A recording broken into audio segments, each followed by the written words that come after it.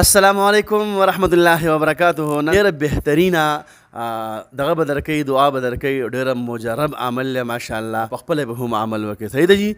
جزاک الله. ویډیو به نکړ کوئ. ښه جي. اعوذ بالله من الشیطان الرجیم. بسم الله الرحمن الرحیم. اللهم صل على محمد وآله وبارك وسلم. اللهم صل على محمد وآله وبارك وسلم. اللهم صل على محمد وآله وبارك وسلم. ګرانو معززینو سامعینو، نن چې ستاسو په حضور کې زه کومه دعا پیش کومه، دا حضرت آدم علیه السلام چې کله زمونږ بابا په جنت کې الله پاک پیدا کو او جنت ته ولیږو، نو ده به د الله پاک ډیر پاکي بیانوله، دغه ثنا به یې بیانوله، دغه صفت به یې کولو. خو چې کله بیا حضرت آدم علیه السلام د کومو وجوهاتو په بنا باندې د جنت نه الله پاک راویستو او دنیا ته یې نزول وشو، بیا په دنیا کې حضرت آدم علیه السلام ته الله پاک د دنیا مشاغل وروښول چې یاره لکه ته به په دنیا کې اوس دا مشاغل کې، دا به اختیار کې، دا به کې. حضرت آدم علیه السلام به په دنیا کې بیا په هغه مشاغلو کې چې کوم دی نو مصروف و. یو ورځ حضرت آدم علیه السلام خپل رب ته خپله شکوا مخې ته کړه چې ای زما ربه، زه چې کله په جنت کې ومه نو ما به ستا ډېر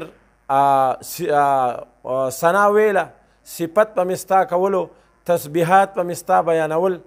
لحاظه چې دنیا ته رالمه، اوس د دنیا په مشاغلو کې اخته شومه او ستا هغه صفت ستا هغه ذکر هغه چې کوم دی په هغه طریقه زه اوس نشم کولی.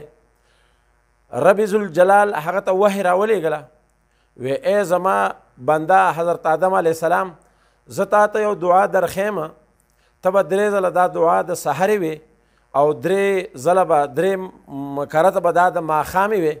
ستا ټوله ورځ به هم په ذکر او په ثنا او په صفت کې تیریږي او دغه شان به ټوله ستا شپه چې کوم دی نو دا به هم په ذکر او اذکار کې لیکلی کېږي. نو دا دعا یې ورته وښوله. دعا دا ده: الحمد لله رب العالمین حمدا یوفی نعمه و یکافی مزیده. وی دا دعا به ای آدم علیه السلام 3 کرته سحر وی او 3 کرته به ماښام وی.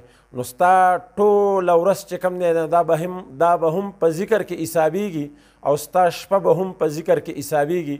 حضرت آدم علیه السلام چې کوم دی د دغه وحی نه پس د خپل دنیا مشاغل به هم کول، خو 3 کرته به دا دعا سحر ویله او 3 کرته به دا دعا ماښام ویله.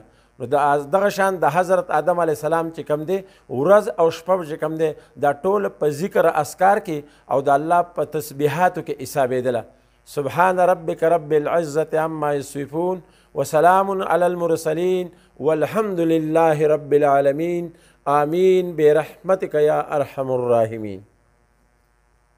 جزاک الله محترم صاحب، الله دې عمر کې مال کې جان کې برکت واچوه. جزاک الله. جزاک دومره ټیم کې ماشاءالله تا زما دې ملګرو ته ماشاءالله دومره ښایسته ښایسته دغه شروع کړل، تسبیحات شروع کړل. نو الله دې ټولو د عمل توفیق ورکړي. جزاک الله. شکریہ ملګرو. ویډیو مخکې ملګرو سره ضرور شیر کړئ. جزاک الله. د الله په امان.